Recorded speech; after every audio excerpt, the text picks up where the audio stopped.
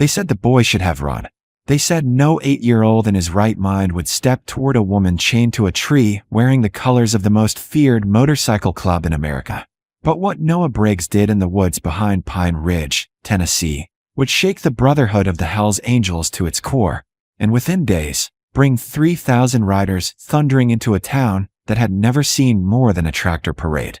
It started on a humid Tuesday afternoon when Noah, small for his age but stubborn in the way only country-raised kids can be, wandered past the old logging trail searching for his lost beagle. The cicadas screamed in the heat, and the woods smelled of sap and damp earth when he heard it, a strained, broken whisper that didn't belong to the forest. At first, he thought it was the wind catching in hollow bark, but then it came again, unmistakably human. Help! Most kids would have bolted. Pine Ridge wasn't the kind of place where strange voices in the woods led to happy endings. But Noah followed the sound through thick brush until the trees opened into a clearing, and that's when he saw her. A woman in torn black leather, wrist shackled with heavy chain to a towering oak, boots caked in mud, one eye swollen nearly shut. The red and white patch on the back of her vest read Hells Angels. The winged skull unmistakable even to a child who'd only seen it in passing on roaring bikes at gas stations. Her name, though he didn't know it yet, was Savannah Raven Cole, wife of a ranking member in the Tennessee chapter. She'd been taken by a rival gang called the Black Vipers, beaten, and left as a warning. Blood dried along her temple. Her breathing was shallow. And when she looked at Noah, there was no threat in her eyes, only disbelief. "Kid, run," she rasped. They might still be close. Noah swallowed hard. His legs trembled, but not from the urge to flee. His grandmother had raised him on 2 simple rules. Don't lie, and don't leave someone hurting if you can help it. He stepped forward instead of back. "You look thirsty," he said, voice barely steady, pulling a crumpled bottle of water from his backpack. He twisted the cap and held it up carefully to her lips. The chains clinked as she shifted, pain flashing across her face. "Why are you helping me?" she whispered after swallowing. Noah shrugged in that simple, matter-of-fact way that would later be repeated on every news channel in the state. "'Cause you need it." He noticed the bruises on her arms, the raw skin where metal bit into flesh. "Did someone do this?" She gave a faint, humorless laugh. "Yeah, bad men who think fear makes them powerful." Noah didn't fully understand biker rivalries or territory wars. He understood raw. He understood hurt. And he understood that leaving her there wasn't an option. He fumbled his way back toward the dirt road, thorns scraping his arms, heart pounding so loud he could barely hear himself breathe. From the pocket of his worn cargo shorts, he pulled the cracked prepaid phone his grandma insisted he carry just in case. His fingers shook as he dialed 911. "There's a lady chained to a tree," he blurted when the dispatcher answered. "She's bleeding. She can't get loose." The dispatcher tried to calm him, asked his name, his location. "Behind Miller's old logging trail," he panted, "near the creek bend." Sirens pierced the stillness less than 10 minutes later, though to Noah it felt like hours. He didn't stay safely on the road, as instructed. He ran back to her. When deputies burst into the clearing, they found something they'd never forget. A skinny 8-year-old kneeling beside a chained Hells Angel's wife, holding her hand, whispering, "They're coming. I promised." Bolt cutters snapped. Paramedics worked fast. Savannah lost consciousness as they lifted her onto the stretcher, but not before gripping Noah's wrist with surprising strength. "Tell him a kid didn't run," she murmured. "Tell Mason." They didn't know then that Mason Grave Cole, her husband, was already tearing across state lines after hearing she'd gone missing. They didn't know that within hours, encrypted phones would light up across Tennessee, Kentucky, and Alabama with a message that would travel faster than wildfire. An 8-year-old boy saved one of ours. In the ICU waiting room that night, Noah sat swinging his feet from a plastic chair while adults whispered in tight circles around him. Deputies questioned him gently. News crews began gathering outside. His grandmother squeezed his shoulder and kept saying, "You did right, baby. You did right." But 3 counties away, inside a dimly lit clubhouse humming with tension, Mason Cole stood silent as the story was told. A rival gang had chained his wife like an animal, left her for dead, and she was alive because a child had walked toward danger instead of away from it. The room went still. Helmets rested on scarred wooden tables. Engines idled outside like restrained thunder. "What's the kid's name?" Mason finally asked. "Noah Briggs," came the answer. Mason nodded once, slow and deliberate. "Then we ride for Noah Briggs." And just like that, something larger than revenge began forming in the shadows. Because in their world, debts were sacred. And a child who showed that kind of courage wasn't just noticed, he was honored. Pine Ridge would soon learn what that meant when the sound of thousands of engines rolled over its hills like an approaching storm. The town of Pine Ridge had barely finished arguing about whether to cancel school when the first rumble rolled over the hills like distant thunder. At 6:12 a.m., Mrs. Dillard, who ran the corner diner, stepped outside with her coffee mug and froze as a line of headlights crested Highway 41. Dozens at first, then hundreds. Engines moving in disciplined formation, chrome flashing in the morning sun. By 7 a.m., the sheriff's office had confirmed what the state troopers were already reporting. Motorcycle convoys were entering from 3 directions, and conservative estimates put the number well over 2,000 riders. By the time the final wave crossed the county line, it was closer to 3,000. News vans clogged the shoulders. Helicopters circled overhead. Social media had already labeled it an invasion. But what unfolded in Pine Ridge was nothing like what the town had feared. The riders parked in precise rows at the abandoned fairgrounds just outside town, engines cutting in near-perfect unison. Helmets came off. No shouting. No chaos. Just a sea of leather vests bearing the red and white emblem of the Hells Angels. At the front stood Mason Grave Cole, his jaw set, his presence commanding without a single raised voice. Beside him stood Savannah, Raven, still bruised, one arm in a sling, but upright and unbroken. Sheriff Holbrook approached cautiously, flanked by deputies who were visibly outnumbered. "This is a peaceful assembly," Mason said before the sheriff could speak. "We're here for one reason only. A boy in this town showed more courage than most grown men. We're here to say thank you." Word spread fast. Curtains twitched. Doors cracked open. Parents kept children inside. But at the Briggs farmhouse on Willow Creek Road, Noah sat at the kitchen table swinging his legs while his grandmother tried to ignore the sound shaking the windows. "That's a lot of motorcycles," he said quietly. She nodded, unsure whether to be afraid or proud. A knock came at 8:03 a.m., firm but respectful. Noah ran to the door before she could stop him. On the porch stood Mason Cole and 3 other men, massive, tattooed, intimidating to anyone who didn't know the story. All had removed their sunglasses. All stood with straight posture and quiet restraint. Mason lowered himself to one knee so he was eye level with Noah. "You're the one who didn't run," he said. Noah shrugged, the same way he had in the woods. She was thirsty. A flicker crossed Mason's hardened face, something between disbelief and respect. "My wife is alive because of you." Savannah stepped forward then, eyes softer than they had been in that clearing. "You held my hand," she said gently. "I remember that." Noah nodded. "You looked scared." Mason reached into a leather saddlebag and pulled out a small vest, custom-made, child-sized, black leather with a single embroidered patch on the back. Honorary Guardian, courage before fear. It wasn't official colors. It wasn't a recruitment. It was a tribute.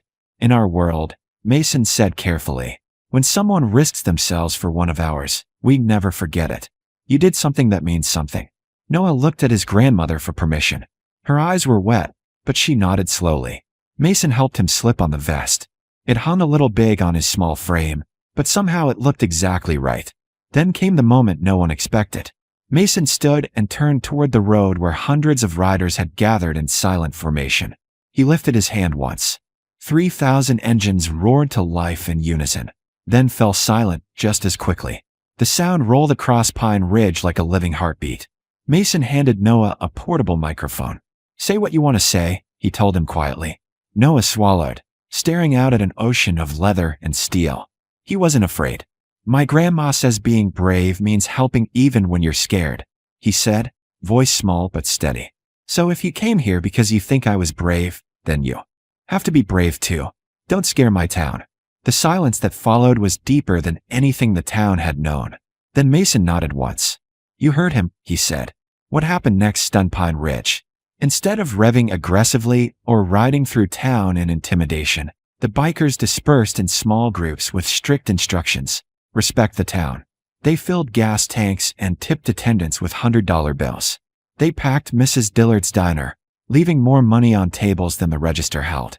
They repaired the broken fence at the elementary school playground. A group of mechanics fixed the sheriff's aging patrol car free of charge. Others quietly organized a collection jar at the fairgrounds labeled for Pine Ridge kids. By mid-afternoon, the jar had been replaced with lockboxes as donations poured in.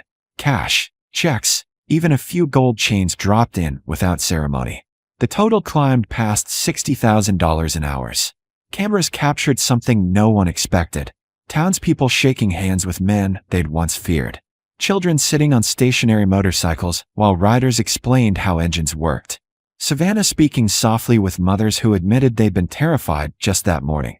Sheriff Holbrook, who had prepared riot protocol at dawn, found himself overseeing a festival instead of a standoff.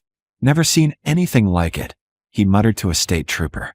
And through it all, Noah moved between groups wearing his oversized vest, answering the same question over and over. "Why didn't you run?" His answer never changed. She needed help. By sunset, the fairgrounds looked less like a biker rally and more like a community gathering.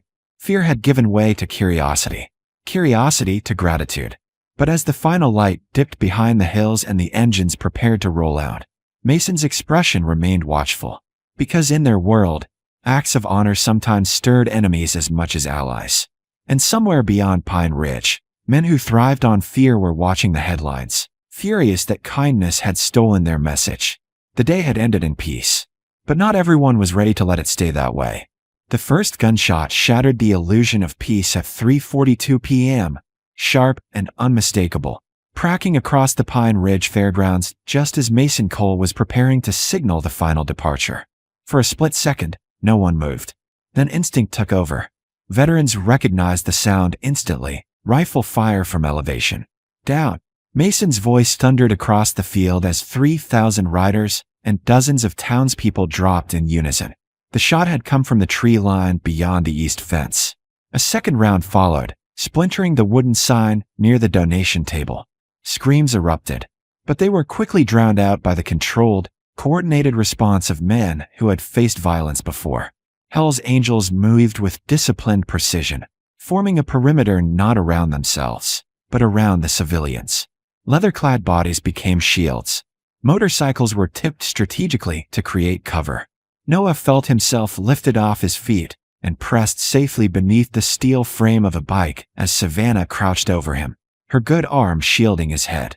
"Stay still," she whispered calmly, though her eyes were scanning the tree line. Sheriff Holbrook barked orders into his radio as deputies scrambled to locate the shooters. From the woods, 3 motorcycles burst forward, black paint, unfamiliar patches, the Black Vipers. Their plan was obvious: create chaos, fire into the crowd, send a message that fear still ruled. But they hadn't accounted for what Pine Ridge had become in the past 6 hours. Mason and his chapter leaders didn't charge recklessly. They coordinated. Veterans flanked left, using parked bikes as barricades. Others ushered mothers and children toward the concrete livestock building at the edge of the grounds. Not a single rider fired blindly into the crowd. Every movement was controlled, calculated, protective. Bullets struck metal and dirt, but not a single civilian fell. Within minutes, state troopers converged from the highway.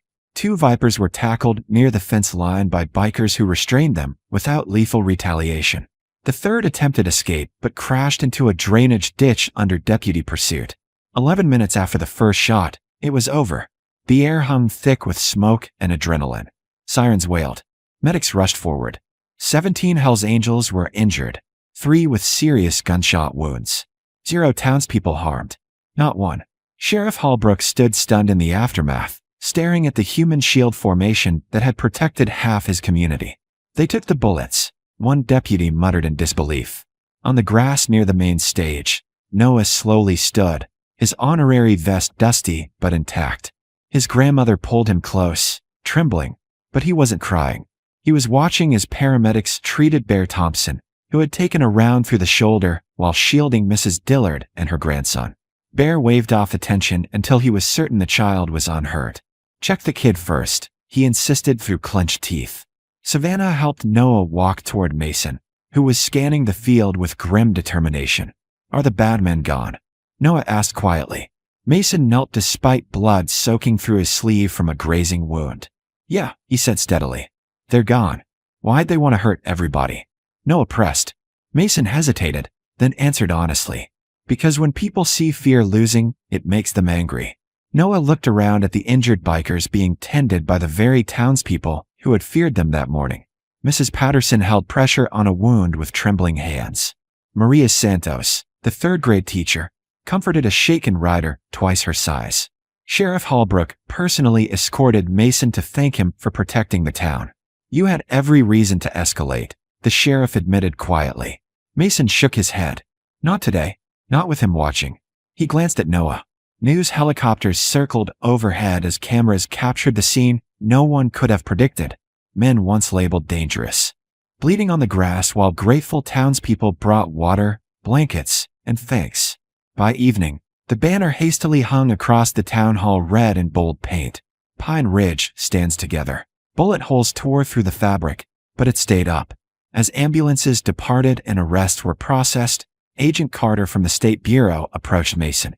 If you hadn't formed that perimeter, she began. Mason finished the sentence. There'd be funerals tonight. She nodded once. You saved them. He looked past her to where Noah was helping collect overturned chairs. He saved us first.